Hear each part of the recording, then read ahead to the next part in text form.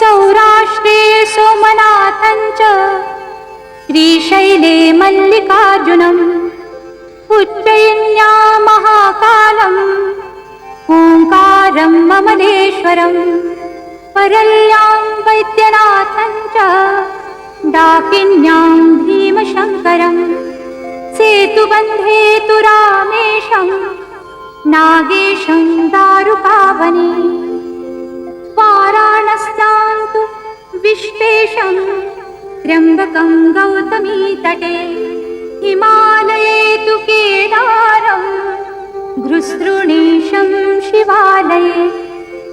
एतानि ज्योतिर्लिङ्गानि सायं प्रातः पठे नरः सप्तजन्मकृतं पापं स्मरणेन विनश्यति।